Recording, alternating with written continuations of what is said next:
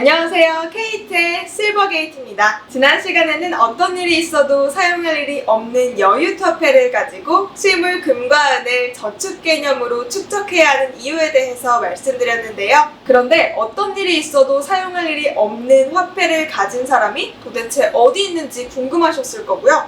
저 역시 정말 궁금했는데요. 한 주 동안 공부를 해서 이해할 수 있게 되었습니다. 저도 오해를 했었고 많은 분들이 오해하시는 부분인데요. 여유화폐는 쓸 거 다 쓰고 남아도는 화폐가 절대로 아닙니다.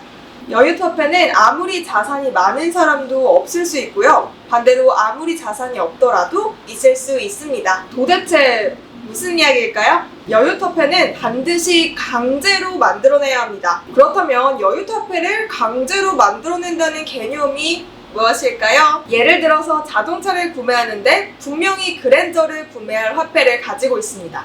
그런데 대신에 조금 다운그레이드해서 소나타를 구매하면 1000만원이라는 여유화폐가 생기게 됩니다. 그랜저를 샀으면 여유화폐 1000만원은 생기지 않을 텐데 대신에 소나타를 구입함으로써 어떤 일이 있어도 사용할 일이 없는 개념인 여유화폐가 생겨버렸습니다. 매달 담배를 12만원어치 폈는데 담배를 끊으면 12만원이라는 여유화폐가 생기게 됩니다. 여기서 잠깐 오해하지 마세요. 저는 비흡연자입니다. 집을 구매하는데 39평을 사지 않고 34평을 사면 1억 원이라는 여유화폐가 생기게 됩니다. 또 매일 자차를 타고 출근해서 유류비가 20만 원 나왔는데 대신에 대중교통을 이용하게 되면 15만 원이라는 여유화폐가 생기게 됩니다. 또 미국 뉴욕에 여행을 안 가고 국내 여행을 다녀오게 된다면 300만 원이라는 여유화폐가 생기게 되겠죠?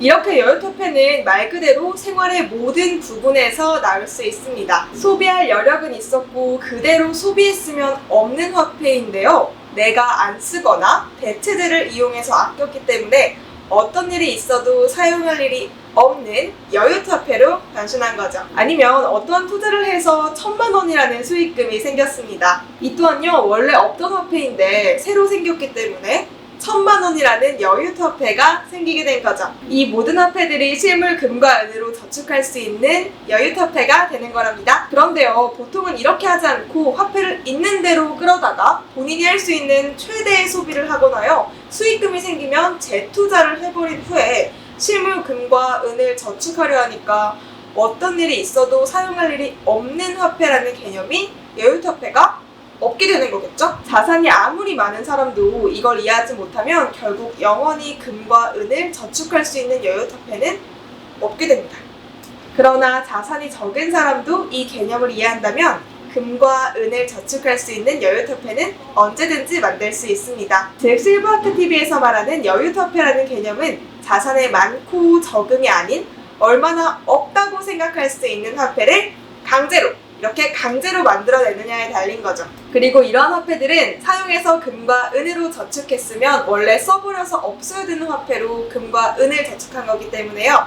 자동으로 원래 없던 거라고 생각하고 마음 편하게 장기 보유가 가능해집니다. 결국 여유화폐는 과소비를 통제하고 절약해서 이렇게 강제로 만들어내야 하는 거네요. 실버아크님도 금과 은은 모두 이렇게 만들어낸 여유화폐를 통해 저축한 것이므로 없다고 생각하고 사용을 하려고 하지 않는다고 하시네요. 저도 돌이켜 생각해보니까 과거에는 친구들이 한다고 해서 따라했던 과소비나 지출이 참 많았던 것 같아요. 그래서 여유화폐를 어떻게 만들까 고민하던 와중에 제 방에 물건들이 너무 많아서 고민을 했거든요. 이때 정리 컨설턴트로 가장 유명한 곤도 마리에의 넷플릭스 다큐멘터리를 보게 됐는데요. 곤도 마리에는 어떠한 물건을 만졌을 때 3초 안에 설렘이라는 감정이 느껴지지 않는다면 그 물건을 정리하라고 했습니다. 설렘이라는 건 감정적 기준이니까 정말 결정이 쉽더라고요. 만약 그 결정이 오래 걸리거나 결정하지 못했다면 그 물건은 어떤 느낌도 주지 못하는